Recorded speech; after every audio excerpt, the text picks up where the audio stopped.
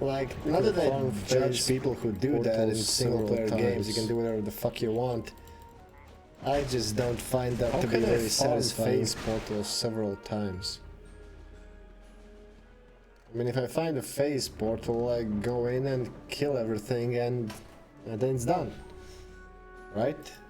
Or is there some way to get more phase portals? Like, all I know is if I find a phase beast and kill it, I get a phase portal. You finish portal, you don't go through red portal. Get exit. Oh, it doesn't save the state of phase portals. That sounds kind of like saves coming. I don't know if I want to do that.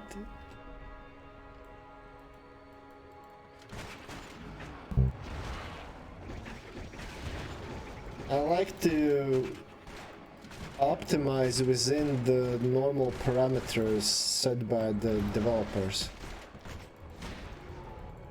And dicking around with saves is kind of...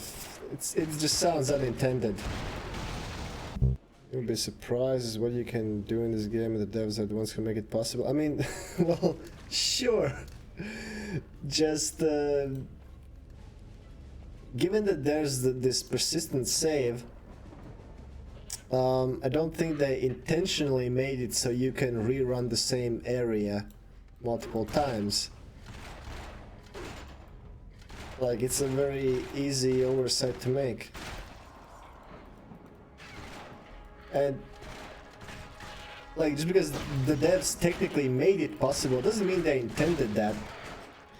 I mean, I used to work in game dev myself in a tiny shitty indie studio, but we had some audience, mostly local here in Latvia, but yeah. And every time we would come up with these beautifully balanced mechanics for the game. We had a plan for how long would it take to achieve this, that and the other. We had play tested it, it was all great.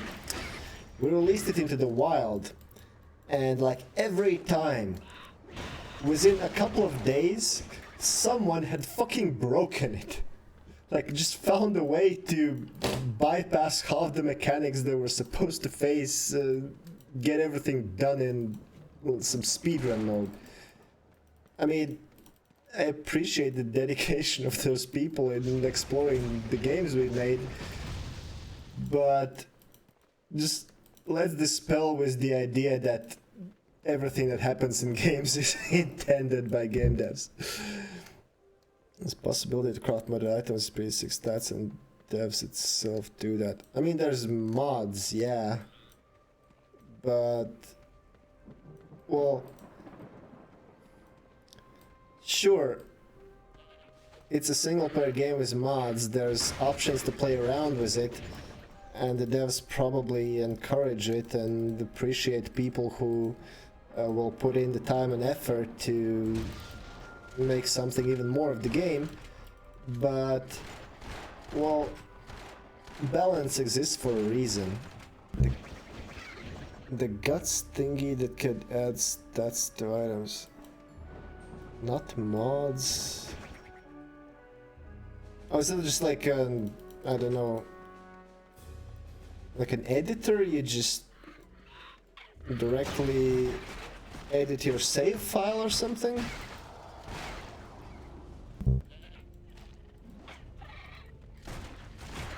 Well, yeah, I mean, that's just cheats. That would steal all the fun from the game. For me, anyway. Like, if I just wanted to breeze through the game, I could play on the easiest difficulty. Why not? Sometimes when I find some game just not satisfying to actually learn, but it has like a cool plot or whatever, I'll just play it on easiest and be happy with it. I'm playing Torchlight on, I think it's called Veteran, like the second highest, I think. Because I want some challenge here. Just definitely won't be helped by 99,000% gold find items. I met them online, well,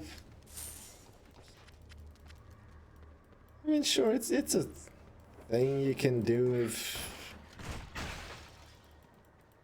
Well, almost any game, including ones that include like PvP and are doing their best to prevent players from getting overpowered items that aren't supposed to exist in the game, you still find them. Dark Souls has those online players, which just like destroy all your armor in one hit or something like that. And well, it's a cancer in online play, in single player it's whatever. Generally I think it's a waste of time in the best case.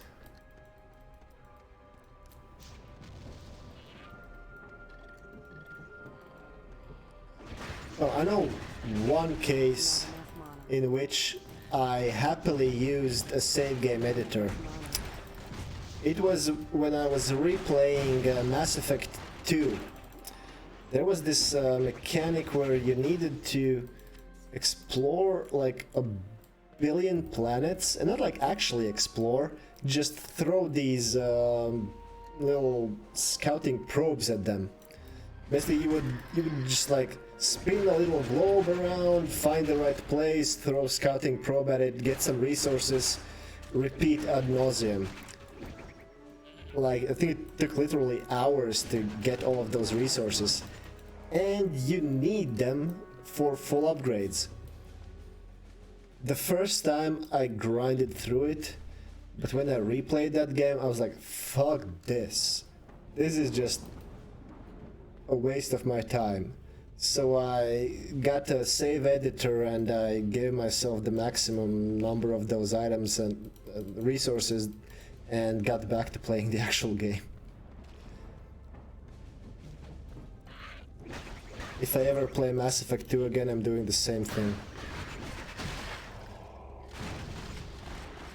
So this, but that's like the skip grind that is supposed to be in the game, which I find to be a design flaw. There's not really any wildly repetitive grind in Torchlight, and in any case, as far as the ARPGs go, grinding is kind of the point. and it's the core gameplay loop, and so it's been made interesting. That resource grind in Mass Effect 2 was not part of the core gameplay. That was like a stupid mini game that just ate up hours of your time while you would much rather move the plot ahead. So like, that's the significant difference as far as I'm concerned.